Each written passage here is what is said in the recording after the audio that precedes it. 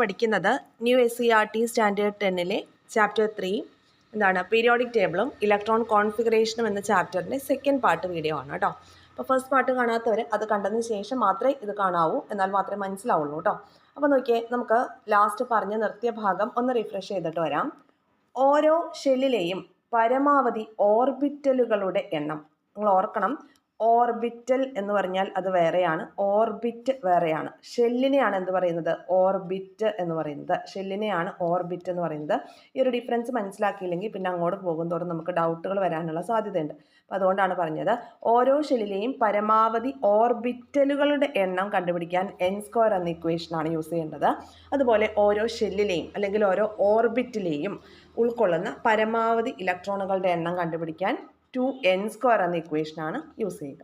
ഇനി ഓരോ ഓർബിറ്റലിലും ഉൾക്കൊള്ളാവുന്ന പരമാവധി ഇലക്ട്രോണുകളുടെ എണ്ണം 2. ഓരോ ഓർബിറ്റലിലും ഉൾക്കൊള്ളാവുന്ന പരമാവധി ഇലക്ട്രോണുകളുടെ എണ്ണം എന്താണ്? 2 ആണ്. അത് മുൻവർഷ UPSC ക്വസ്റ്റ്യൻ ആണ്, പക്ഷെ അത് ക്യാൻസൽ ചെയ്യാണ് ചെയ്തത്.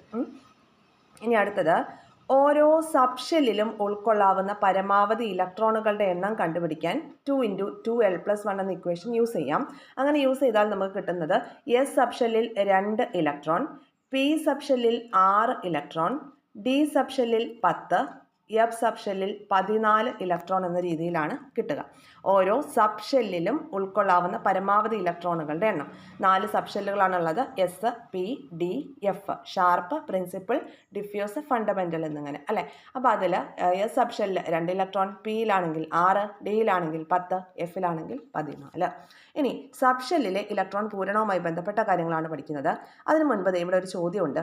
ഓരോ ഷെല്ലുമായി ബന്ധപ്പെട്ടിട്ടുള്ള സബ്ഷെല്ലുകൾ നമുക്കറിയാം അല്ലേ. KL, MN എന്നിങ്ങനെ. നോക്കിയേ, ഒന്ന് എഴുതാം, കൺഫ്യൂഷൻ കുറയ്ക്കാനാണ്. KL, MN എന്നിങ്ങനെയാണ് ഷെല്ലുകൾ. ഇതിൽ ഓരോന്നിലും എന്തുണ്ട്? സബ്ഷെല്ലുകളുണ്ട്. സബ്ഷെല്ല് എന്ന് പറയുമ്പോൾ K ഷെല്ലിൽ S എന്ന സബ്ഷെല്ലാണ് ഉള്ളത്. Lലാണെങ്കിൽ Sഉം Pയുമാണ് ഉള്ളത്. Mലാണെങ്കിലോ S, P, D എന്നിങ്ങനെ 3 സബ്ഷെല്ലുകളുണ്ട്. Nലാണെങ്കിൽ S, P, D, F എന്നിങ്ങനെ 4 സബ്ഷെല്ലുകളുണ്ട്. ഇതിലെല്ലാം കോമൺ ആയിട്ട് വരുന്നത്, ഈ 4 എണ്ണത്തിലും കോമൺ ആയിട്ട് വരുന്നതാണ് ഏത്? S എന്ന സബ്ഷെല്ല്. മനസ്സിലായല്ലോ. അപ്പോൾ കോമൺ ആയിട്ട് വരുന്ന സബ്ഷെല്ല് ഏതാണെന്നാണ് ചോദ്യം. പൊതുവായിട്ടുള്ള സബ്ഷെല്ല് ഏതാണ്? S സബ്ഷെല്ലാണ്. S സബ്ഷെല്ലിൽ പരമാവധി 2 ഇലക്ട്രോണിനെയാണ് ഒക്കുപ്പൈ ചെയ്യാനായിട്ട് സാധിക്കുന്നത്. ഓക്കെ, അപ്പോൾ അങ്ങനെയാണെങ്കിൽ ഇതിലെല്ലാം S ഉണ്ടല്ലോ. ഇതിൽ നമ്മൾ S സബ്ഷെൽ എന്ന് പറയുമ്പോൾ ഇത് ഏത് ഷെല്ലിലെ സബ്ഷെല്ലാണെന്ന് മനസ്സിലാക്കണ്ടേ? അതിനൊരു അഡ്രസ്സ് വേണമല്ലോ. അങ്ങനെ നമുക്കൊരു അഡ്രസ്സ് കൊടുക്കാം. അപ്പോൾ K എന്ന് പറയുന്നത് 1ാമത്തെ ഷെല്ലാണ്, L 2ാമത്തെ ഷെല്ല്, M 3ാമത്തെ ഷെല്ല്, N 4ാമത്തെ ഷെല്ല്. അതായത് അതിൻ്റെ പ്രിൻസിപ്പൽ ക്വാണ്ടം നമ്പറാണ് എഴുതിയിരിക്കുന്നത്. അപ്പോൾ ഈ സബ്ഷെല്ലിനോടൊപ്പം നമ്മൾ പ്രിൻസിപ്പൽ ക്വാണ്ടം നമ്പർ കൂടി ചേർത്ത് എഴുതുകയാണെങ്കിൽ നമുക്ക് ഈസിലി ഐഡൻറ്റിഫൈ ചെയ്യാൻ പറ്റും. അപ്പോൾ 1s എന്ന് എഴുതിയാൽ അത് ഈ K ഷെല്ലിലെ സബ്ഷെല്ലിനെയാണ് ഇൻഡിക്കേറ്റ് ചെയ്യുന്നത് നമുക്ക് മനസ്സിലാക്കാം. ഇനി നോക്കിയേ, 3s എന്ന് എഴുതി എന്ന് പറഞ്ഞാൽ ഈ 3 എന്ന് പറയുന്ന ഈ ഷെല്ലിലെ സബ്ഷെല്ലിനെയാണ് നമ്മൾ ഉദ്ദേശിച്ചതെന്ന് മനസ്സിലാക്കാനായിട്ട് പറ്റും. ഇനി അതുപോലെ 4p എന്ന് എഴുതി. 4p എന്ന് എഴുതിയാൽ എന്താണ്? ഈ 4 അല്ലെ 4ാമത്തെ ഷെല്ല് N ഷെല്ലിലെ P എന്ന് പറയുന്ന സബ്ഷെല്ലിനെയാണ് ഉദ്ദേശിച്ചത് എന്ന് നമുക്ക് മനസ്സിലാക്കാനായിട്ട് സാധിക്കും. ക്ലിയർ അല്ലേ? ഇതാ ഇവിടെ ഒരു ബോക്സ് ഉണ്ട്, നോക്കാം.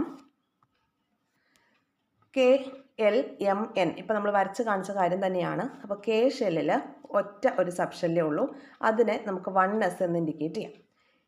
L ഷെല്ലാണെങ്കിൽ അല്ലെങ്കിൽ 2ാമത്തെ ഷെല്ലാണ് L ഷെല്ല്. അതിൽ 2 സബ്ഷെല്ലുണ്ട്, Sഉം Pയും.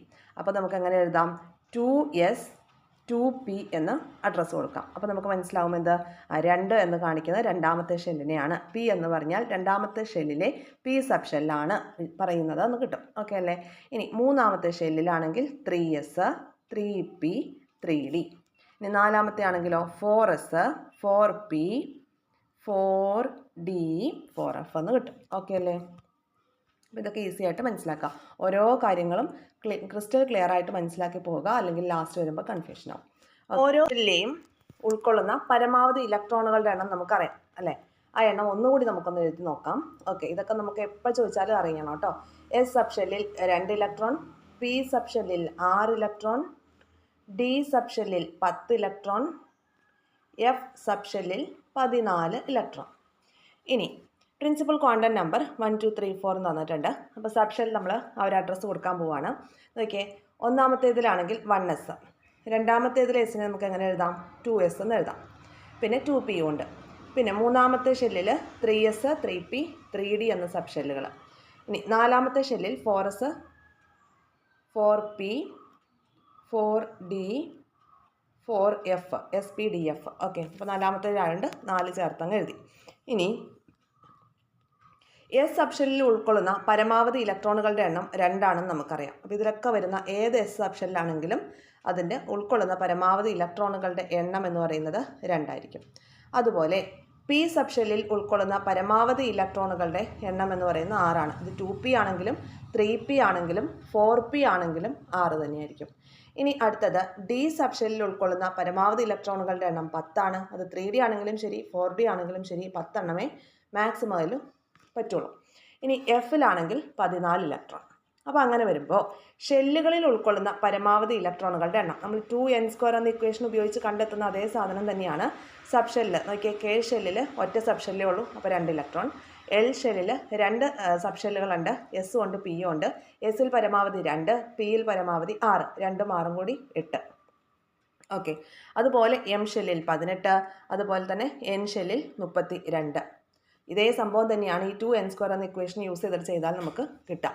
അപ്പോൾ നോക്കിയാൽ എന്നിൻ്റെ വാല്യൂ 2 ആണെങ്കിൽ 2 × 2² ചെയ്യുമ്പോൾ നമുക്ക് 8 കിട്ടില്ലേ? അതേ സാധനം തന്നെയാണ് ഇവിടെയും കിട്ടിയിട്ടുള്ളത്. മനസ്സിലായോ? അപ്പോൾ അത് സബ് ഷെല്ല് വെച്ച് ഡിവൈഡ് ചെയ്ത് കാണിച്ചിരിക്കുന്നു, പിന്നെ അതിനെ കൂട്ടി ഷെല്ലിൻ്റെ എണ്ണമാക്കി എഴുതിയിരിക്കുന്നു. ക്ലിയർ ആണല്ലോ? ഓക്കെ, അപ്പോൾ ഈ ഷെല്ലുകളുടെയൊക്കെ ഊർജ്ജം ഒരുപോലെ അല്ല എന്ന് നമുക്ക് അറിയുന്ന കാര്യമാണ് അല്ലേ? ന്യൂക്ലിയസിൽ നിന്നുള്ള അകലം കൂടുന്നതിനനുസരിച്ച് ഷെല്ലുകളുടെ ഊർജ്ജം എന്താ ചെയ്യുക? ഷെല്ലുകളുടെ ഊർജ്ജം കൂടും, ഇൻക്രീസ് ചെയ്യും. ഓക്കെ, ന്യൂക്ലിയസിൽ നിന്നുള്ള അകലം കൂടുന്നതിനനുസരിച്ച് ഷെല്ലുകളുടെ ഊർജ്ജത്തിന് എന്ത് മാറ്റമാണ് ഉണ്ടാവുക? ഷെല്ലുകളുടെ ഊർജ്ജവും കൂടും. അപ്പോൾ കെ ഷെല്ലിനാണോ എൽ ഷെല്ലിനാണോ എമ്മിനാണോ എന്നിനായിരിക്കുമോ കൂടുതൽ ഊർജ്ജം ഉണ്ടാവുക? എന്നിനായിരിക്കും കൂടുതൽ ഊർജ്ജം ഉണ്ടാവുക. കെ ഷെല്ലിൽ നിന്ന് എൻ ഷെല്ലിലേക്ക് എത്തുമ്പോൾ ഊർജ്ജം കൂടിയാണ് വരിക. അതാണ് ഈ കാണിച്ചിരിക്കുന്നത്. ഓക്കെ, അതുപോലെ തന്നെയാണ് സബ് ഷെല്ലിൻ്റെ കേസിലും. സബ് ഷെല്ലിലും ഊർജ്ജം കൂടി വരുന്ന ക്രമം എന്ന് പറയുന്നത് ഇതാണ്. എസിനേക്കാൾ ഊർജ്ജം ഉണ്ടായിരിക്കും പിക്ക്, പിയേക്കാൾ ഊർജ്ജം ഉണ്ടായിരിക്കും ഡിക്ക്, ഡിയേക്കാൾ ഊർജ്ജം ഉണ്ടായിരിക്കും എഫിന്.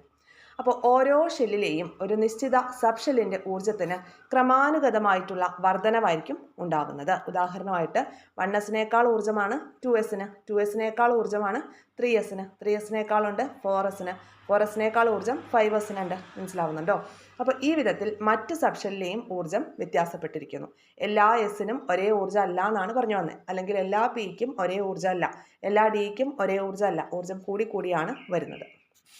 അഡ്രസ്സ് മാറുന്നതിനനുസരിച്ച് ഊർജ്ജം കൂടി വരുന്നുണ്ട്. ക്ലിയർ അല്ലേ? ഇനി അടുത്തത്, ഒരാറ്റത്തിലെ ഒരു ഷെല്ലിലേക്ക് ഇലക്ട്രോൺ വന്ന് ചേരുമ്പോൾ അവ വിവിധ സബ് ഷെല്ലുകളിലായിരിക്കും ക്രമീകരിക്കപ്പെടുന്നത്. ഒരാറ്റത്തിലെ ഒരു ഷെല്ലിലേക്ക് ഇലക്ട്രോൺ വന്ന് ചേരുമ്പോൾ അവ വിവിധ സബ് ഷെല്ലുകളിലായിട്ടായിരിക്കും ക്രമീകരിക്കപ്പെടുന്നത്. ഊർജം കുറഞ്ഞ സബ് ഷെല്ലിൽ നിന്ന് ഊർജം കൂടിയ സബ് ഷെല്ലിലേക്ക് ഇലക്ട്രോൺ ക്രമമായി നിറയുകയാണ് ചെയ്യുക.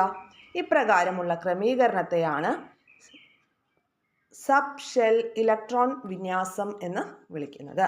ക്ലിയർ ആയല്ലോ? ഒരാറ്റത്തിലെ ഒരു ഷെല്ലിലേക്ക് ഇലക്ട്രോൺ വന്നു ചേരുമ്പോൾ അവ വിവിധ സബ് ഷെല്ലുകളിലായിട്ടായിരിക്കും ക്രമീകരിക്കപ്പെടുന്നത്. അപ്പോൾ അങ്ങനെ ഊർജം കുറഞ്ഞ സബ് ഷെല്ലിൽ നിന്ന് ഊർജം കൂടിയ സബ് ഷെല്ലിലേക്ക് ഇലക്ട്രോൺ ക്രമമായി നിറയും. ഇപ്രകാരം ഉള്ള ക്രമീകരണം അതിനെയാണ് എന്ത് പറയുക? സബ് ഷെൽ ഇലക്ട്രോൺ വിന്യാസം അല്ലെങ്കിൽ സബ് ഷെൽ ഇലക്ട്രോൺ കോൺഫിഗറേഷൻ എന്നാണ് പറയുന്നത്. ഓക്കെ, ഇത്രയും കാര്യങ്ങൾ ക്ലിയർ അല്ലേ? നമുക്ക് അടുത്ത ഭാഗത്തേക്ക് പോകാമല്ലോ.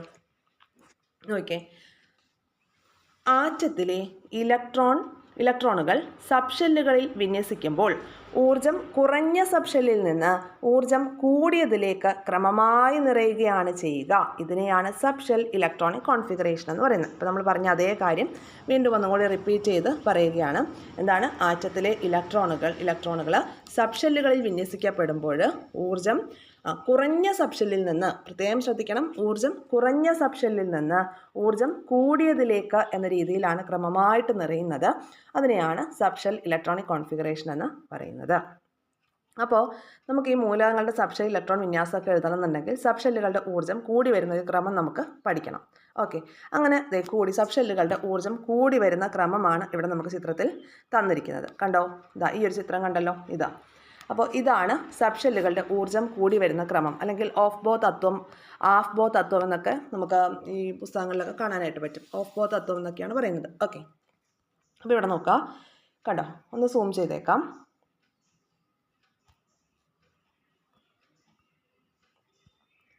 കണ്ടോ, 1s ആദ്യം നിറയുന്നത് 1s നിറഞ്ഞതിന് ശേഷം പിന്നീട് 2s നിറയും. 2s നിറഞ്ഞതിന് ശേഷം 2p നിറയും. 2p നിറഞ്ഞതിന് ശേഷം 3s, 3p നിറഞ്ഞതിന് ശേഷം പിന്നെ വരുന്നത് ഏതാണ്? 4s ആണ് വരിക. 4s നിറഞ്ഞതിന് ശേഷം 3d. കണ്ടോ, 3d. 4s നിറഞ്ഞതിന് ശേഷം 3d. 3d നിറഞ്ഞതിന് ശേഷം പിന്നെ വരുന്നത് 4p ആണ്. 4pക്ക് ശേഷം 5s വരും. 5s കഴിഞ്ഞാൽ പിന്നീട് പോകുന്നത് 4dയിലേക്കാണ്. 4d കഴിഞ്ഞ് 5p, 5p കഴിഞ്ഞ് 6x. അപ്പോൾ ഏകദേശം നമുക്ക് ഒരു 4d അല്ലെങ്കിൽ 5p ഇതുവരെയുള്ളത് മതി കേട്ടോ. 4d വരെയുള്ളതൊക്കെ നമ്മൾ അറിഞ്ഞിരുന്നാൽ മതി. അപ്പോൾ ജസ്റ്റ് ഇതായിരിക്കും അതിൻ്റെ ഓർഡർ എന്ന് പറയുന്നത്. ക്ലിയർ ആയോ? ഇത് ഇങ്ങനെ ഫില്ല് ചെയ്യുന്ന, അല്ലെങ്കിൽ ഈ ഒരു ഓർഡർ ഫില്ല് ചെയ്യുന്ന ആ ഒരു രീതി, അതാണ് ഓഫ് ബോ തത്വം അനുസരിച്ചാണ് ഇവ ഫില്ല് ചെയ്ത് പോകുന്നത്. അപ്പോൾ ഈ ചിത്രത്തിൻ്റെ സഹായത്തോടു കൂടി സബ്ഷെല്ലുകളുടെ ഊർജ്ജം കൂടി വരുന്ന ക്രമമാണ് നമ്മളിവിടെ എഴുതാനായിട്ട് പോകുന്നത്. 1s, 2s, 2p, 3s, 3p. ഈ ചിത്രത്തിൻ്റെ അതേ ഓർഡറിൽ നമ്മളിവിടെ എഴുതാണ്. 3p കഴിഞ്ഞാൽ പിന്നെ വരുന്നത് ഏതാണ്? 3p കഴിഞ്ഞാൽ പിന്നെ നമ്മൾ കണ്ടത് 4sനെയാണ്. ഓക്കെ, 4s കഴിഞ്ഞിട്ടാണ് 3d ഫില്ലാവുന്നത്. 3d, അത് കഴിഞ്ഞ് 4p കഴിഞ്ഞ് 5s അല്ലേ? ഈ ചിത്രം നോക്കിയാൽ നമുക്കത് കംപ്ലീറ്റ് ചെയ്യാനായിട്ട് പറ്റും. പിന്നെയാണ് 4d. ആ ഒരു രീതിയിലാണ് ഫില്ല് ചെയ്ത് പോകുന്നത്. ക്ലിയർ അല്ലേ? ഓഫ് ബോ തത്വം എന്നാണ് പറയുന്നത്. ഈ തത്വം അനുസരിച്ചാണ് അത് ഫില്ല് ചെയ്ത് പോകുന്നത്. അപ്പോൾ നോക്കിയേ, ഓരോ സബ്ഷെല്ലിനെയും സൂചിപ്പിക്കുന്ന പ്രിൻസിപ്പൽ ക്വാണ്ടം നമ്പറാണ് എന്നിൻ്റെ വില. അതുപോലെ അസിമുത്തൽ ക്വാണ്ടം നമ്പർ എന്നിൻ്റെയും എല്ലിൻ്റെയും വിലയുടെ അടിസ്ഥാനത്തിലാണ് ഊർജ്ജക്രമം കണ്ടുപിടിക്കുന്നത്. അല്ലെങ്കിൽ ഓഫ് ബോ തത്വത്തിൽ ഓരോ സബ്ഷെൽ ഫില്ല് ചെയ്ത് വരുന്നത് ഇതിൻ്റെയൊക്കെ ബേസിസിലാണ്. അപ്പോൾ നോക്കാം, ഞാൻ ഇത് നമ്മളുടെ മൊബൈലിൽ തന്നെയാണ് റെക്കോർഡ് ചെയ്യുന്നത്. കാരണം എഴുതാൻ എനിക്ക് ഈസി ആയിട്ട് തോന്നിയത് ഫോണിലാണ് കേട്ടോ. അപ്പോൾ അതുകൊണ്ടാണ്. അപ്പോൾ നോക്കാം, നമ്മൾ പറഞ്ഞു വന്ന ഇതാണ്, എന്നിൻ്റെയും എല്ലിൻ്റെയും തമ്മിൽ വില കൂട്ടാം. n+l എന്ന വില കൂട്ടി വരുന്ന ക്രമത്തിലാണ് സബ്ഷെല്ലിൻ്റെ ഊർജ്ജം കൂടി വരുന്നത്. നോക്കാം കേട്ടോ. n+1 വിലയുടെ അടിസ്ഥാനത്തിൽ 1s, 2s എന്നീ സബ്ഷെല്ലുകളിൽ ഊർജ്ജം കൂടിയ സബ്ഷെൽ ഏതാണെന്ന് നമുക്ക് നോക്കാം. അപ്പോൾ ഇതിൽ നമുക്കറിയാം, n എന്ന് പറയുന്നത് പ്രിൻസിപ്പൽ ക്വാണ്ടം നമ്പറിനെയാണ് ഉദ്ദേശിക്കുന്നത്. L എന്ന് പറയുന്നത് ഏതാണ്? അസിമുത്തൽ ക്വാണ്ടം നമ്പറാണ്.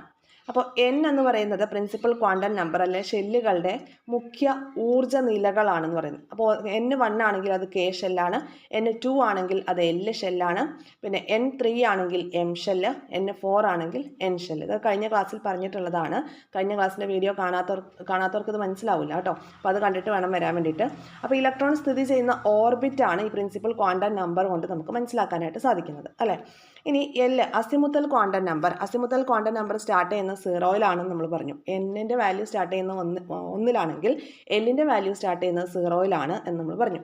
ഇലക്ട്രോൺ സ്ഥിതി ചെയ്യുന്ന സബ്ഷെൽ ഏതാണ് എന്ന് നമുക്ക് മനസ്സിലാക്കാനാണ് അസിമുത്തൽ ക്വാണ്ടം നമ്പർ നമുക്ക് ഹെൽപ്പ് ചെയ്യുന്നത്. ഓക്കെ, അപ്പോൾ ഇവിടെ ഒരു കാര്യം ഞാനൊന്ന് എഴുതാം, എന്നാലാണ് നമുക്ക് ബാക്കിയുള്ള കാര്യങ്ങൾ കൺഫ്യൂഷൻ ഇല്ലാതെ കംപ്ലീറ്റ് ചെയ്യാനായിട്ട് പറ്റുള്ളൂ.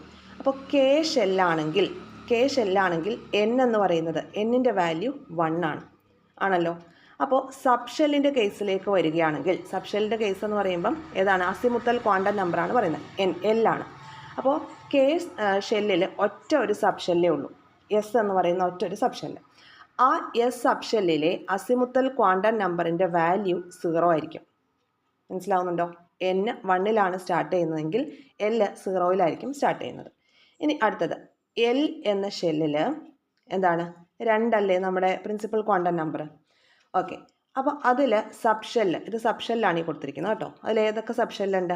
എസ്സും ഉണ്ട്, പിയും ഉണ്ട്. നമ്മൾ കഴിഞ്ഞ ക്ലാസ്സിൽ പഠിച്ചതാണ്. എസ്സും ഉണ്ട്, പിയും ഉണ്ട്. ഞാൻ ജസ്റ്റ് ഒന്ന് സെപ്പറേറ്റ് ചെയ്യാം, അല്ലെങ്കിൽ ലാസ്റ്റ് കൺഫ്യൂഷൻ വരും. ഓക്കെ, എസ്സും ഉണ്ട്, പിയും ഉണ്ട്. അപ്പോൾ ഈ ഒരു കേസിൽ നമുക്ക് അസിമുത്തൽ ക്വാണ്ടം നമ്പർ എഴുതുമ്പോൾ എസ് എപ്പോഴും എന്തായിരിക്കും? എസ്സിൽ എല്ലിൻ്റെ വാല്യൂ എപ്പോഴും 0 ആയിരിക്കും. L = 0 ആയിരിക്കും. എസിൻ്റെ കേസിലെ കാര്യമാണ് പറയുന്നത്. എസ് സബ്ഷെല്ലിൽ എല്ലിൻ്റെ വാല്യൂ എപ്പോഴും 0 ആയിരിക്കും. ഇനി പി ആണെങ്കിൽ 1 ആയിരിക്കും എല്ലിൻ്റെ വാല്യൂ എപ്പോഴും പി സബ്ഷെല്ലിൽ 1 ആയിരിക്കും. ഓക്കെ, എല്ലിൻ്റെ വാല്യൂ ആണ് പറഞ്ഞത്. എല്ലിൻ്റെ വാല്യൂ അല്ലെങ്കിൽ അസിമുത്തൽ ക്വാണ്ടം നമ്പർ പി സബ്ഷെല്ലിന് 1 ഇൻഡിക്കേറ്റ് ചെയ്യുന്നത്. ഇനി അടുത്തതിലേക്ക് വരാം. എല്ല് കഴിഞ്ഞാൽ അടുത്തത് എം ഷെല്ലിൽ എന്താണ് 3 അല്ലേ അതിൻ്റെ പ്രിൻസിപ്പൽ ക്വാണ്ടം നമ്പർ. അവിടെ 3 സബ്ഷെല്ലുകളുണ്ടല്ലോ, എസ് പി ഡി എന്നിങ്ങനെ.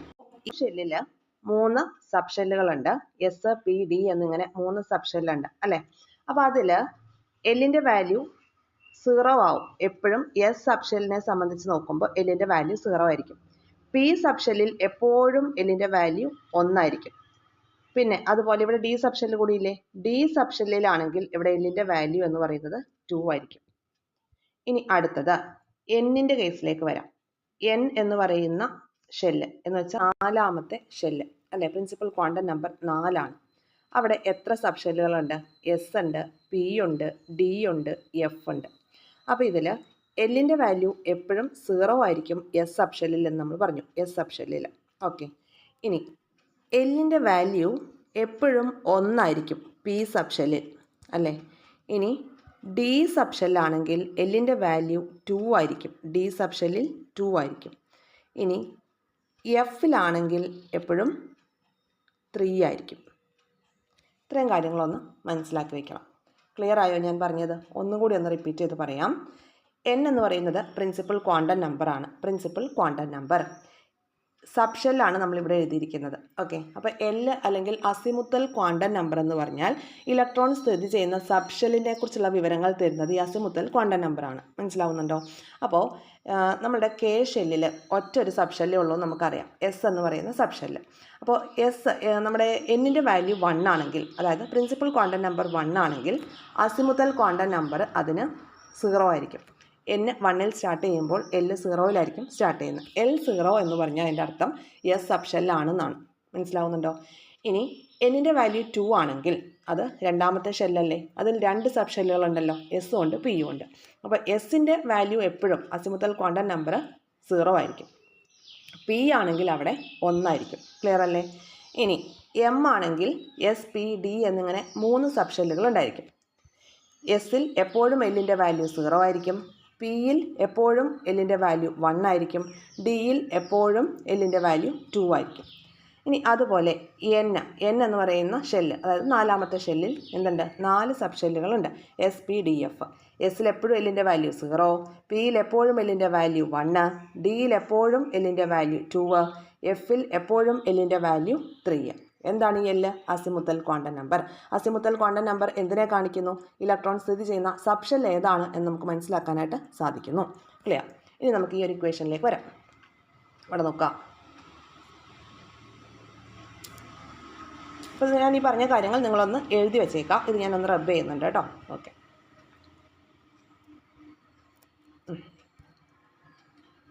ഇനി n+1 വിലയുടെ അടിസ്ഥാനത്തിലാണ് 1s 2s എന്നീ സബ്ഷെല്ലുകളിൽ ഊർജ്ജം കൂടിയ സബ്ഷെൽ ഏതാണ് എന്ന് നമുക്ക് മനസ്സിലാക്കാനായിട്ട് സാധിക്കാം. n+1 ആണ് വാല്യൂ ചെയ്യേണ്ടത്.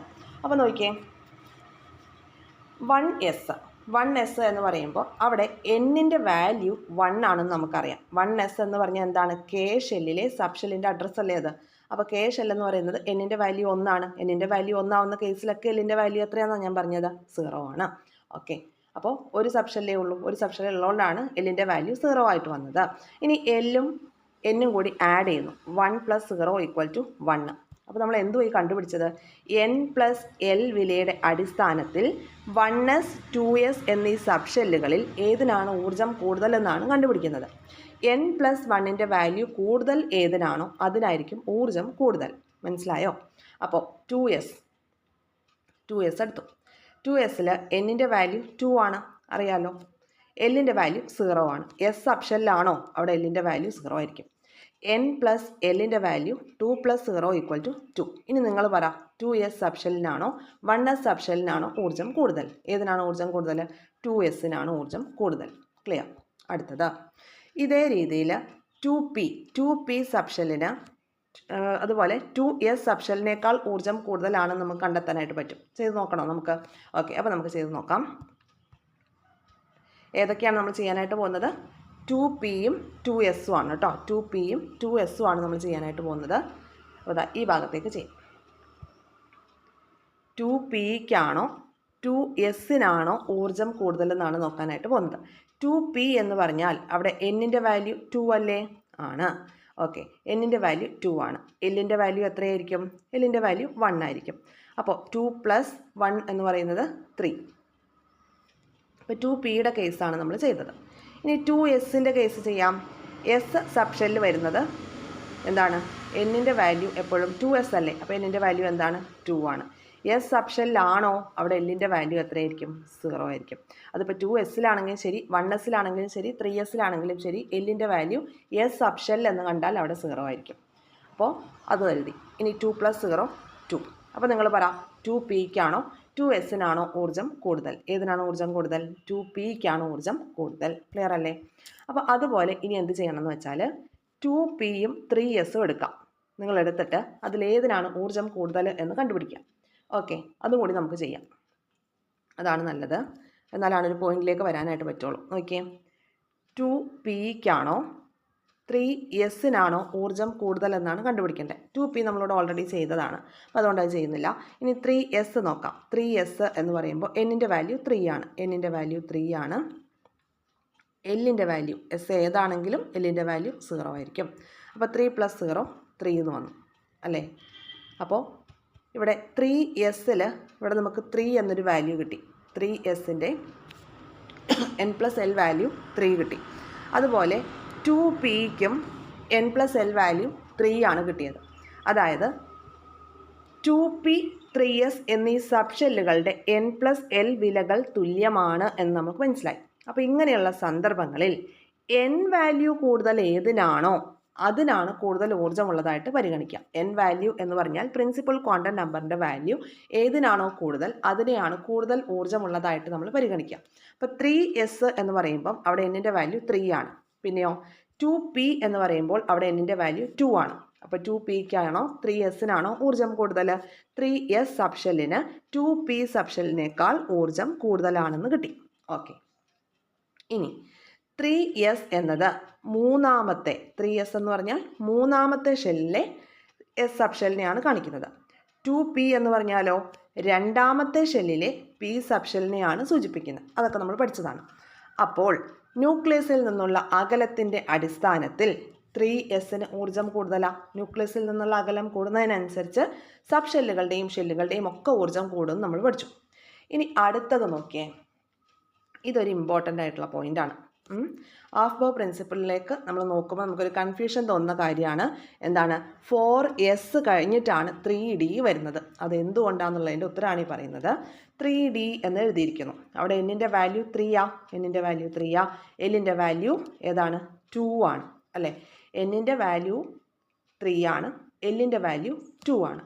ഇനി n+l എന്ന് പറയുന്നത് 5 ആണ്. രണ്ടും കൂടെ കൂട്ടിയപ്പോൾ 5 കിട്ടി. ഇനി 4S എന്ന് പറയുമ്പോഴോ എന്നിൻ്റെ വാല്യൂ 4 ആണ്. അപ്പോൾ എസ് അല്ലേ? എല്ലിൻ്റെ വാല്യൂ 0 ആണ്. ക്ലിയർ അല്ലേ? ഇവിടെ എല്ലിൻ്റെ വാല്യൂ 2 കിട്ടിയത് എങ്ങനെയാണെന്ന് നിങ്ങൾക്ക് ക്ലിയർ ആയോ? ഓൾറെഡി നമ്മൾ പറഞ്ഞില്ലേ എല്ലിൻ്റെ കേസിൽ എസ് ആണെങ്കിൽ അവിടെ 0 ആയിരിക്കും, P ആണെങ്കിൽ 1 ആയിരിക്കും, D ആണെങ്കിൽ 2 ആണ് എല്ലിൻ്റെ വാല്യൂ, F ആണെങ്കിൽ 3 ആണ് എല്ലിൻ്റെ വാല്യൂ എന്ന് പറഞ്ഞു. ആ 2 ആണ് ഇത്. മനസ്സിലായോ? 3D എന്നല്ലേ? 3D എന്നാണ്. ഈ 3 എന്ന് പറയുന്നത് എന്നിൻ്റെ വാല്യൂ ആണ്. D സബ്ഷെല്ലായതുകൊണ്ട് എല്ലിൻ്റെ വാല്യൂ 2 ആണ്. ക്ലിയർ?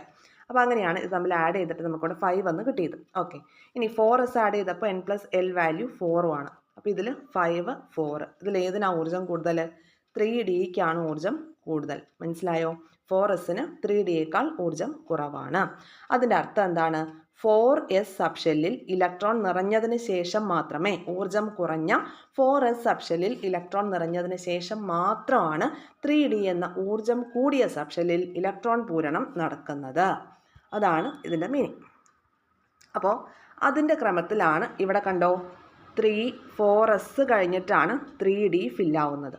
1S കഴിഞ്ഞ് 2S ഫില്ലാവും, 2S കഴിഞ്ഞ് 2P ഫില്ലാവും, 2P ഫില്ല് ചെയ്തതിന് ശേഷം 3S ഫില്ല് ചെയ്യും, 3S ഫില്ല് ചെയ്തതിന് ശേഷം 3P ഫില്ല് ചെയ്യും, 3P കഴിഞ്ഞതിന് ശേഷം കണ്ടോ 4S ആണ് ഇവിടെ വരുന്നത്. ഇപ്പോൾ ആ ഒരു ഓർഡർ വരാനുള്ള കാരണം മനസ്സിലായല്ലോ. n+l വാല്യൂ ആഡ് ചെയ്യുമ്പോൾ നമുക്കത് മനസ്സിലായി. ഓക്കെ, ഇത്രയും കാര്യങ്ങൾ ഓക്കെ അല്ലേ? പക്കയല്ലേ? ഇനി അടുത്ത ഭാഗത്തേക്ക് വരാം. ഇനി വിവിധ മൂലക ആറ്റങ്ങളുടെ സബ്ഷെൽ ഇലക്ട്രോൺ വിന്യാസം എഴുതുന്ന രീതിയെക്കുറിച്ചാണ് നമ്മൾ പഠിക്കാനായിട്ട് പോകുന്നത്. ഓക്കെ, ആദ്യം ഹൈഡ്രജൻ ആറ്റത്തിലെ ഒരേ ഒരു ഇലക്ട്രോൺ വന്നു ചേരുന്ന സബ്ഷെൽ എന്ന് പറയുന്നത് 1s ആയിരിക്കും. അതിനാൽ ഹൈഡ്രജൻ്റെ സബ്ഷെൽ ഇലക്ട്രോണിക് കോൺഫിഗറേഷൻ 1s1 എഴുതാം, 1s1. അതുപോലെ ഹീലിയം ആണെങ്കിലോ ഹീലിയം ആറ്റത്തിൻ്റെ ഇലക്ട്രോൺ വിന്യാസം എന്ന് പറയുന്നത് എന്തായിരിക്കും? 2 ഇലക്ട്രോൺ ആണുള്ളത്. എസ് സബ്ഷെല്ലിന് പരമാവധി 2 ഇലക്ട്രോണിനെ ഒക്കുപ്പൈ ചെയ്യാനായിട്ട് പറ്റും. അപ്പോൾ 1s2 എന്ന് എഴുതാം അല്ലേ. ഹീലിയം ആറ്റത്തിൽ 1s സബ്ഷെല്ലിൽ ഉൾക്കൊള്ളാൻ കഴിയുന്ന പരമാവധി ഇലക്ട്രോണുകൾ വന്നു ചേരുന്നത് ഈ എസ് സബ്ഷെല്ലിലാണ്. 2 ഇലക്ട്രോണാണ് അവിടെ ഉള്ളത്.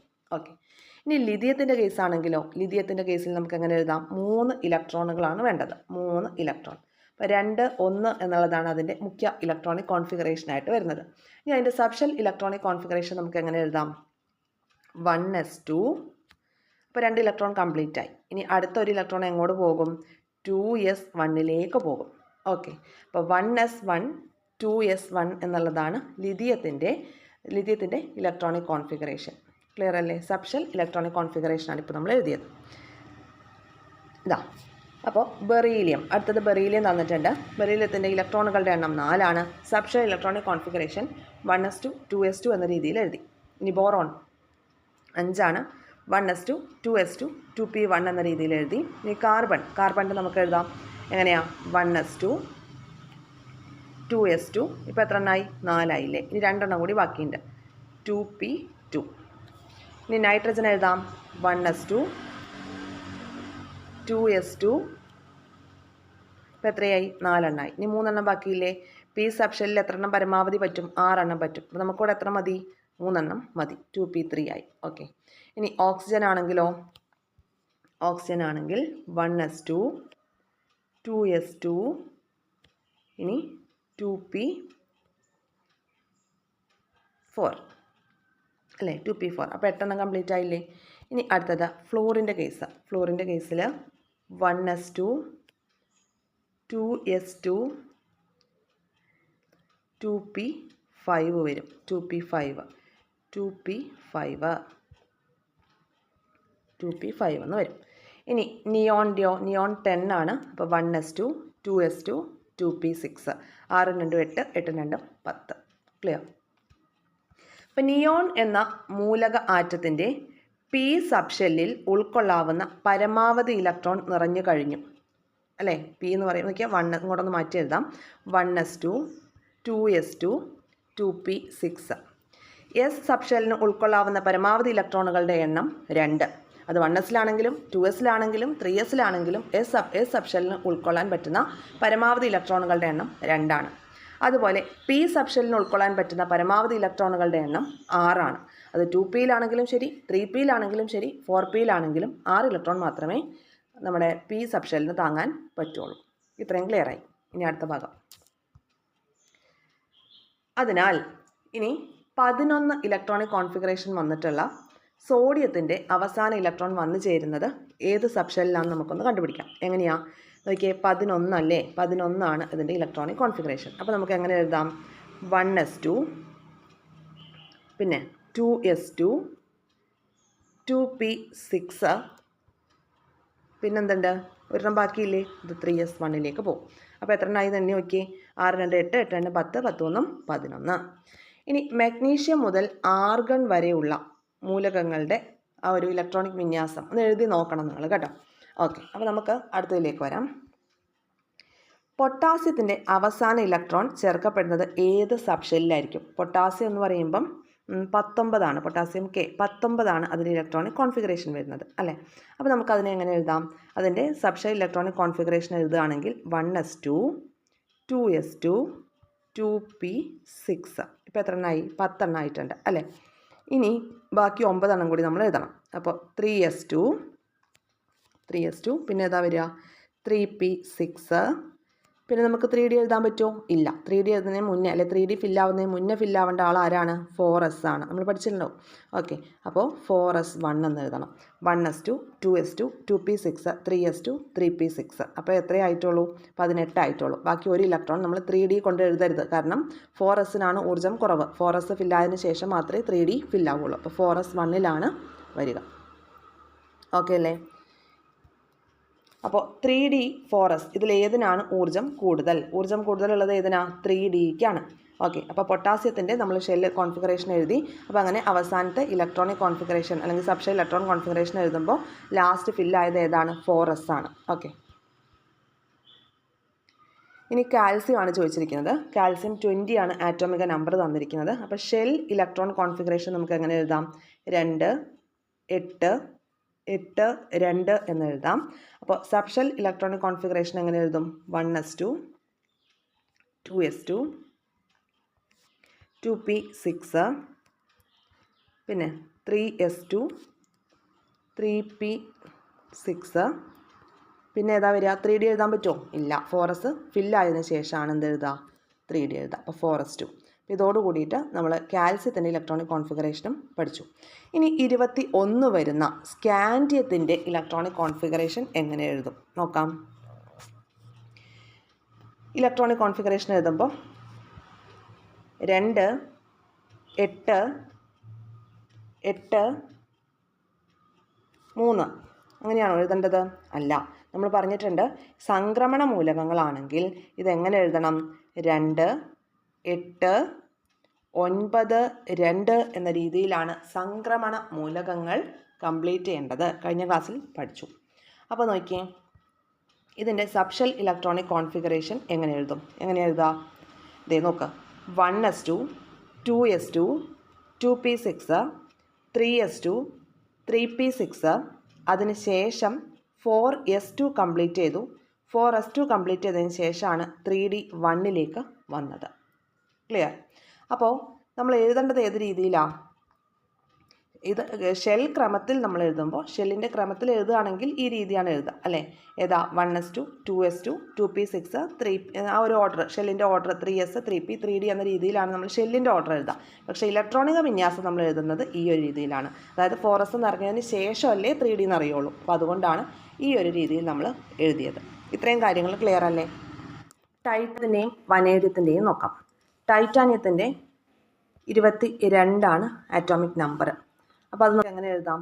1s2 2s2 2p6 ഇപ്പോൾ എത്ര എണ്ണമായി? 10 എണ്ണമായി. ഇനി നമുക്ക് 12 എണ്ണം കൂടി അത് ഫില്ല് ചെയ്യണം.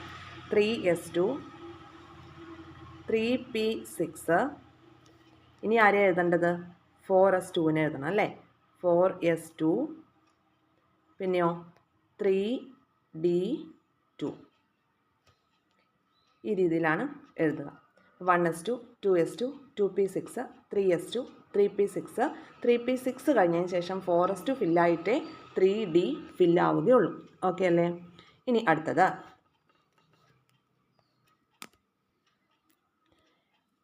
വരുന്നത് വനേഡിയം. വനേഡിയം 23 ആണ്. നമുക്കെങ്ങനെ എഴുതാം? 1s2 2s2 2p6 3s2 3p6 3p6 complete ആയി കഴിഞ്ഞാൽ പിന്നെ ഏത് കംപ്ലീറ്റ് ആവണം? ഏത് കംപ്ലീറ്റ് ആവണ്ടേ? 4s അല്ലേ? 4sൽ 2 എണ്ണം. അത് കഴിഞ്ഞ് പിന്നെ ബാക്കി എത്ര എണ്ണം കൂടി ഉണ്ട്? 3 എണ്ണം കൂടി. 3d3 എന്ന് എഴുതാം. ക്ലിയർ ആണല്ലോ? ഓക്കെ.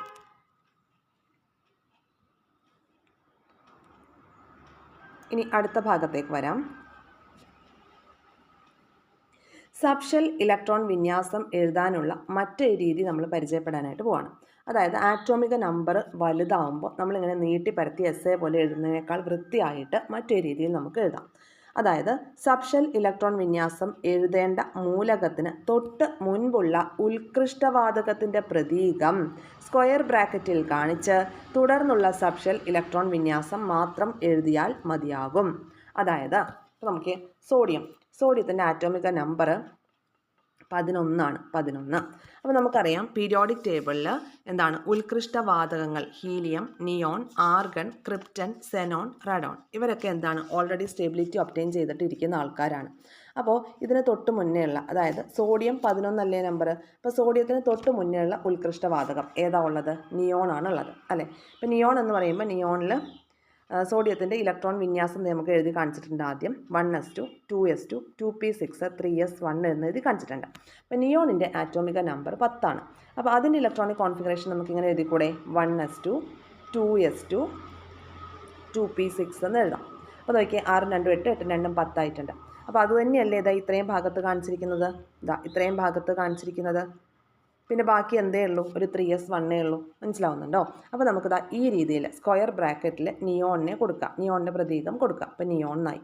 ബാക്കിയുള്ളത് എന്താണ്?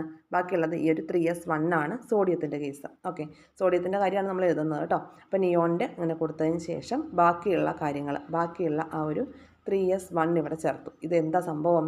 ഇത് നമ്മൾ എഴുതിയത് സോഡിയത്തിൻ്റെ ഇലക്ട്രോണിക് കോൺഫിഗറേഷനാണ്. ഇങ്ങനെ നീട്ടിപ്പരത്തി എഴുതുന്നതിനേക്കാൾ, ശരിയാണ് ഇങ്ങനെ എഴുതുന്നത്, നീട്ടിപ്പരത്തി എഴുതുന്നതിനേക്കാൾ കുറച്ചുകൂടെ വൃത്തിയായിട്ടും മെനയ്ക്കും നമുക്ക് ഈ രീതിയിൽ എഴുതാനായിട്ട് പറ്റും. ഓക്കെ, അപ്പോൾ അങ്ങനെയാണെങ്കിലേ നമുക്ക് പൊട്ടാസ്യത്തിൻ്റെ ഇലക്ട്രോണിക് കോൺഫിഗറേഷൻ ഇതുപോലെ ഒന്ന് എഴുതി നോക്കാം. പൊട്ടാസ്യത്തിൻ്റെ വാതകങ്ങളുടെ ആറ്റോമിക നമ്പർ അറിയണം. ഹീലിയം 2 ആണ്, അത് നമുക്കിവിടെ പ്രത്യേകിച്ച് ആവശ്യമില്ല. ഇത് നോക്കിയേ, വേണ്ട, ഹീലിയം മുതൽ തന്നെ നമുക്കിവിടെ എഴുതാം. നോക്കിയേ, ഹീലിയം 2, നിയോൺ നമുക്കറിയാം 10, ആർഗണിൻ്റെ 18, ഹീലിയം, നിയോൺ, ആർഗൺ വരെയൊക്കെ മതി. ക്രിപ്റ്റൻ 36, സിനോൺ 54 ആണ്, റെഡോൺ 86 ആണ്, ഓർഗനസൺ 118 ആണ്. ഓക്കെ, ഇത്രയും മതി, നമുക്ക് ഇത്രയും മതി. അപ്പോൾ നോക്കാം, ഇനി നമുക്കിവിടെ എഴുതേണ്ടത് എന്തിൻ്റെയാണ്? പൊട്ടാസ്യത്തിൻ്റെ ഇലക്ട്രോണിക് കോൺഫിഗറേഷൻ ആണ്. പൊട്ടാസ്യത്തിൻ്റെ ഇലക്ട്രോണിക് കോൺഫിഗറേഷൻ, പൊട്ടാസ്യം എന്ന് പറഞ്ഞാൽ K ആണ്, അതിൻ്റെ ആറ്റോമിക നമ്പർ വരുന്നത് 19 അല്ലേ, 19 ആണ്. അപ്പോൾ അതിന് തൊട്ട് മുന്നേ വരുന്ന ഉത്കൃഷ്ടവാതകം ഏതാണെന്ന് നമുക്കറിയാം, ആർഗൺ. 18 ആണ് ആറ്റോമിക നമ്പർ. അപ്പോൾ ആർഗൺ എന്ന് എഴുതി അതിന് ശേഷം പിന്നെ കംപ്ലീറ്റ് ആവാനുള്ളത് ഏതായിരിക്കും? 4s ആണ്. 18 എണ്ണം കംപ്ലീറ്റ് ആവണമെന്നുണ്ടെങ്കിൽ ഏതൊക്കെ വരണം? നമുക്കൊന്ന് എഴുതി നോക്കാൻ വേണമെന്നുണ്ടെങ്കിൽ 19 നമുക്ക് എങ്ങനെ എഴുതാം? 1s2, 2s2, 2p6, 10 എണ്ണം കംപ്ലീറ്റ് ആയില്ലേ? പിന്നെ വരുന്നത് 3s2, 3p6. ഇത്രയായപ്പോൾ എന്ത് വന്നു? ആർഗണ്ട് കംപ്ലീറ്റ് ആയി. നോക്കിയേ, 6 2 8, 8 2 10, 16, 16 2 18. ഇത്രയായപ്പോൾ ആർഗണായി. ഇതിൻ്റെ കൂടെ നമ്മളൊരു 4s1 കൂടി ചേർക്കണം. 4s1 കൂടി ചേർക്കുമ്പോൾ 19 ആയി. 3p കഴിഞ്ഞാൽ പിന്നെ 4s അല്ലേ കംപ്ലീറ്റ് ആവുക. ഓക്കെ, അപ്പോൾ ആർഗൺ 4s1 എന്ന രീതിയിൽ നമുക്കിതിനെ കംപ്ലീറ്റ് ചെയ്യാൻ പറ്റും. ഓക്കെ അല്ലേ? ഇനി ഇങ്ങനെയൊക്കെ നമ്മൾ പഠിച്ചു. ഇനി നോക്കിയേ, ഇവിടെ നമ്മൾ 2 ആൾക്കാരെ ഒന്ന് സ്പെഷ്യലായിട്ട് നോട്ട് ചെയ്ത് വെക്കേണ്ടതുണ്ട്. ക്രോമിയവും കോപ്പറും 2 ഇമ്പോർട്ടൻ്റ് ആയിട്ടുള്ള ആളുകളാണ്, ക്രോമിയവും കോപ്പറും. ഇത് മുൻപ് PSC ചോദിച്ചിട്ടുള്ള കാര്യം കൂടിയാണ്. Chromium Cr, copper Cu. ഇതിൻ്റെ രണ്ടിൻ്റെയും ഇലക്ട്രോണിക് കോൺഫിഗറേഷൻ എഴുതുന്നതിലെ പ്രത്യേകതയാണ് പഠിക്കാനായിട്ട് പോകുന്നത്. ക്രോമിയത്തിൻ്റെ ആറ്റോമിക നമ്പർ 24, കോപ്പറിൻ്റെ ആറ്റോമിക നമ്പർ 29. ക്രോമിയം 24, കോപ്പറിൻ്റെ ആറ്റോമിക നമ്പർ 29. ഇവിടെ നോക്കാം, ക്രോമിയത്തിൻ്റെ ആറ്റോമിക നമ്പർ 24 ആണ്. ഇത്രയും സമയം നമ്മൾ പഠിച്ചതനുസരിച്ച് എങ്ങനെയാണ് എഴുതുന്നത്? ആദ്യം കൊടുത്തിരിക്കുന്ന പോലെ 1s2, 2s2, 2p6, 3s2, 3p6, പിന്നെ 4s2 ഫില്ലാവും അല്ലേ? 4s2 ഫില്ല് ചെയ്തതിന് ശേഷം ബാക്കിയുള്ളത് 3d4. ഓക്കെ, ആ രീതിയാണ് വേണ്ടത്. പക്ഷേ ഇവിടെ കേസ് ജസ്റ്റ് ഒരു ഡിഫറൻസ് ഉണ്ട്. ഇവിടെ നോക്കിയേ, 1s2, 2s2, 2p6, 3s2, 3p6, 4s1, 3d5 എന്ന രീതിയിൽ നമ്മൾ എഴുതണം. അതാണ് ക്രോമിയത്തിൻ്റെ സ്ഥിരതയുള്ള ഇലക്ട്രോൺ വിന്യാസം എന്ന് പറയുന്നത്, സബ്ഷെൽ ഇലക്ട്രോൺ വിന്യാസം. മനസ്സിലാവുന്നുണ്ടോ?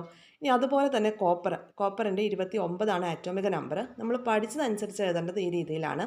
1s2, 2s2, 2p6, 3s2, 3p6, 4s2, 3d9 എന്നാണ് എഴുതേണ്ടത്. പക്ഷേ അതിൻ്റെ സ്റ്റെബിലിറ്റി കൈവരിച്ച രൂപം ഈ രീതിയാണ്: 1s2, 2s2, 2p6, 3s2, 3p6, 4s1, 3d10. അപ്പോൾ ഇവിടെ എന്താണ്? 3d എന്ന് പറയുന്ന ഈ ഒരു ഓർബിറ്റൽ പാർഷ്യലി അല്ലെങ്കിൽ ഫുള്ളി ഫില്ല് ചെയ്യുമ്പോഴാണ് ക്രോമിയത്തിനും കോപ്പറിനും കൂടുതൽ സ്റ്റെബിലിറ്റി അറ്റൈൻ ചെയ്യാനായിട്ട് പറ്റുന്നത്. അപ്പോൾ ഇത് രണ്ടും ഒരു സ്പെഷ്യൽ കേസാണ്, പ്രത്യേകം നോട്ട് ചെയ്ത് വെക്കുക. PSC മുൻപ് ചോദിച്ചിട്ടുള്ളതാണ്. ഓക്കെ, ക്രോമിയത്തിൻ്റെ സ്ഥിരതയുള്ള ഇലക്ട്രോൺ വിന്യാസം നമുക്കിവിടെ തന്നിട്ടുണ്ട്. ഇതിൻ്റെ സ്ഥിരതയുള്ള electronic configuration 1s2, 2s2, 2p6, 3s2, 3p6, 3d5, 4s1 എന്ന രീതിയിലാണ് ഇതിൻ്റെ സ്ഥിരതയുള്ളത്. അതുപോലെ തന്നെ നോക്കിയേ, കോപ്പറിൻ്റെ ഇലക്ട്രോണിക് കോൺഫിഗറേഷൻ സ്ഥിരതയുള്ളത് നമുക്കൊന്ന് എഴുതാം, ഇവിടെ തന്നിട്ടില്ല, നോക്കാം. ഇതാണ് സ്ഥിരതയുള്ള കോൺഫിഗറേഷൻ. ഏതിൻ്റെയാണ്? കോപ്പറിൻ്റെ ആറ്റോമിക നമ്പർ 29 ആണ്. അതിൻ്റെ നമ്മൾ എഴുതുന്നത് ഇങ്ങനെയാണ്: 1s2, 2s2, 2p6, 3s2, 3p6, പിന്നെ 3d10, 4s1. ഇങ്ങനെ എടുക്കുമ്പോഴാണ് അവർക്ക് സ്ഥിരത വരുന്നത്. ഓക്കെ, അപ്പോൾ നമുക്കൊന്ന് നോക്കാം. ഡി സബ്ഷെല്ലിന് എത്ര ഇലക്ട്രോണിനെ പരമാവധി ഒക്കുപ്പൈ ചെയ്യാൻ പറ്റും? ഡി സബ്ഷെല്ലിന് ഓൾറെഡി നമ്മൾ പഠിച്ചതാണ്. എസ്സിൽ 2, പിയിൽ 6, ഡിയിൽ 10, എഫിൽ 14. അപ്പോൾ ഡി സബ്ഷെല്ലിന് പരമാവധി ഉൾക്കൊള്ളാൻ പറ്റുന്ന ഇലക്ട്രോണുകൾ എന്ന് പറയുമ്പോൾ 10 ഈ ഡി സബ്ഷെല്ല് ഒന്നുകിൽ പൂർണ്ണമായിട്ട് നിറഞ്ഞത്, അതായത് ഡിയിൽ 10 ഇലക്ട്രോൺ കംപ്ലീറ്റ് ആയത്, അല്ലെങ്കിൽ ഡിയിൽ ഹാഫ് ഇലക്ട്രോൺ കംപ്ലീറ്റ് ആയത്. എന്ന് വെച്ചാൽ ഡിയിൽ 10 ഇലക്ട്രോൺ ഒക്കുപ്പൈ ചെയ്യാവുന്ന അതിൻ്റെ പരമാവധി കപ്പാസിറ്റി 10, അതിൻ്റെ ഹാഫ് 5. അപ്പോൾ ഡിയിൽ 10 അല്ലെങ്കിൽ ഡിയിൽ 5 ആയ ക്രമീകരണങ്ങൾ മറ്റുള്ള മൂലകങ്ങളെക്കാളൊക്കെ സ്ഥിരത കൂടിയതായിരിക്കും. ഒന്നുകിൽ ഡി കംപ്ലീറ്റ് ആയിട്ട് ഒക്കുപ്പൈ ചെയ്യണം, അല്ലെങ്കിൽ ഡി ഹാഫ് ആയിട്ട് ഒക്കുപ്പൈ ചെയ്യണം. അങ്ങനെയുള്ള മൂലകങ്ങൾ എന്ന് പറയുന്നത് മറ്റുള്ളവയേക്കാൾ കൂടുതൽ സ്ഥിരതയുള്ളവയായിരിക്കും. ക്ലിയർ ആയോ? അപ്പോൾ അതിൻ്റെ അടിസ്ഥാനത്തിലാണ് നമ്മൾ എന്ത് ചെയ്തിരിക്കുന്നത്, ഇവിടെ പറഞ്ഞിരിക്കുന്ന കാര്യമാണ് ഡി സബ്ഷെൽ പൂർണ്ണമായും നിറഞ്ഞിരിക്കുന്നതോ അല്ലെങ്കിൽ പകുതി മാത്രം നിറഞ്ഞിരിക്കുന്നതോ ആയ ക്രമീകരണങ്ങൾ മറ്റുള്ളവയേക്കാൾ കൂടുതൽ സ്ഥിരതയുള്ളതായിരിക്കും. അതായത് D1 മുതൽ D10 വരെയുള്ള ഇലക്ട്രോൺ ക്രമീകരണങ്ങളിൽ ഏറ്റവും കൂടുതൽ സ്ഥിരതയുള്ളത് ഒന്നുകിൽ ഡി കംപ്ലീറ്റ് ആയിട്ട് ഫില്ലായതിന്, അല്ലെങ്കിൽ ഡി പാർഷ്യലായിട്ട് ഫില്ലായതിനായിരിക്കും. അപ്പോൾ D4S2 എന്ന് എഴുതുന്നതും D9S2 എന്ന ക്രമീകരണമാണ് ശരിക്കും എവിടെ വരേണ്ടത്? ക്രോമിയത്തിനും കോപ്പറിനും വരേണ്ടത്. ഓക്കെ, പക്ഷേ എന്താ ചെയ്തിരിക്കുന്നത്? ഇതിന് കൂടുതൽ സ്ഥിരത കൈവരിക്കാൻ വേണ്ടിയിട്ട് ഈ D4S2 എന്നതിന് പകരം D5S1 എന്നായി. ആരുടെ കേസിൽ? ക്രോമിയത്തിൻ്റെ കേസിൽ. അതുപോലെ കോപ്പറിൻ്റെ കേസിൽ D9S2 എന്നതിന് പകരം D10S1 എന്ന് ആയി. D10S1 എന്നുള്ള ക്രമീകരണമാണ് കോപ്പറിന് കിട്ടിയത്. അങ്ങനെ വരുമ്പോഴാണ് ഇവർ കൂടുതലായിട്ട് സ്റ്റെബിലിറ്റി അറ്റൈൻ ചെയ്യുന്നത്. മനസ്സിലായോ? അപ്പോൾ ക്രോമിയത്തിൻ്റെയും കോപ്പറിൻ്റെയും ഇലക്ട്രോണിക വിന്യാസത്തിലുള്ള വ്യത്യാസം വരാനുള്ള കാരണമാണ് നമ്മളിപ്പോൾ പറഞ്ഞത്. ഓക്കെ, ക്ലിയർ ആയല്ലോ? അപ്പോൾ ഡി എന്ന് പറയുന്ന ആ ഒരു സബ്ഷെല്ല് ഒന്നുകിൽ ഫുള്ളി കംപ്ലീറ്റ് ആയിരിക്കണം, ഇല്ലെങ്കിൽ പാർഷ്യലി കംപ്ലീറ്റ് ആയിരിക്കണം. അങ്ങനെ ആകുമ്പോഴാണ് അവർക്ക് കൂടുതൽ സ്ഥിരത വരുന്നത്. അതാണ് കോപ്പറിനും ക്രോമിയത്തിനും ഒരു സ്പെഷ്യൽ കേസായിട്ട് നമുക്ക് പഠിക്കാനായിട്ടുള്ളത്. ക്ലിയർ ആയല്ലോ? അപ്പോൾ ക്രോമിയം, കോപ്പർ എന്നീ ആറ്റങ്ങളുടെ സബ്ഷെൽ ഇലക്ട്രോൺ വിന്യാസത്തിൽ ഡി സബ്ഷെല്ലിന് പകുതി നിറഞ്ഞതോ പൂർണ്ണമായി നിറഞ്ഞതോ ആയ അവസ്ഥകൾ കൂടുതൽ സ്ഥിരത പ്രകടിപ്പിക്കാവുന്നതാണ്. ഇത് നമുക്ക് എക്സ്പെക്റ്റ് ചെയ്യാവുന്ന ഒരു ക്വസ്റ്റ്യൻ ആണ്. അപ്പോൾ ഇന്നത്തെ ക്ലാസ്സിൽ നമ്മൾ ഇത്രയും കാര്യങ്ങളാണ് പഠിക്കുന്നത്. ഇനി സബ്ഷെൽ ഇലക്ട്രോൺ വിന്യാസത്തിൽ നിന്ന് ബ്ലോക്ക് കണ്ടുപിടിക്കുന്ന രീതിയൊക്കെ നമ്മൾ തൊട്ടടുത്ത ക്ലാസ്സിൽ പഠിക്കും. അപ്പം ഓരോ കാര്യങ്ങളും പക്കയായി മനസ്സിലാക്കിയിട്ട് വേണം തൊട്ടടുത്തതിലേക്ക് പോകാൻ വേണ്ടിയിട്ട്. എന്നാൽ മാത്രമാണ് നമുക്ക് കണക്ട് ചെയ്ത് ബാക്കി കാര്യങ്ങളൊക്കെ പഠിച്ചെടുക്കാനായിട്ട് പറ്റുള്ളൂ. സംശയങ്ങൾ എന്തെങ്കിലും ഉണ്ടെങ്കിൽ കമൻറ്റ് ബോക്സിൽ ചോദിക്കുക. അതല്ലാന്നുണ്ടെങ്കിൽ നമ്മുടെ ചാറ്റ് ഗ്രൂപ്പ്, ടെലഗ്രാം ചാറ്റ് ഗ്രൂപ്പിലായിരിക്കും, അതിലേക്ക് നിങ്ങൾക്ക് ചോദിക്കാവുന്നതാണ് കേട്ടോ. പിന്നെ ടെലഗ്രാമിലേക്കൊക്കെ ഒന്ന് ജോയിൻ ചെയ്ത് വെച്ചേക്കുക. അവിടെ സ്റ്റഡി പ്ലാനും പിന്നെ വീക്ക്ലി എക്സാംസും ഒക്കെ നമ്മൾ കണ്ടക്ട് ചെയ്യുന്നുണ്ട്. കൂടാതെ നമ്മൾ സ്റ്റാർട്ട് ചെയ്യാനായിട്ട് പോകുന്ന LP-UP പെയ്ഡ് കോഴ്സിൻ്റെ അപ്ഡേഷൻസും കാര്യങ്ങളൊക്കെ നിങ്ങൾക്ക് വേണ്ടേ, അതൊക്കെ ലഭിക്കാൻ ടെലഗ്രാമിൽ ജോയിൻ ചെയ്തേക്കാം. Thank you all. Have A nice day.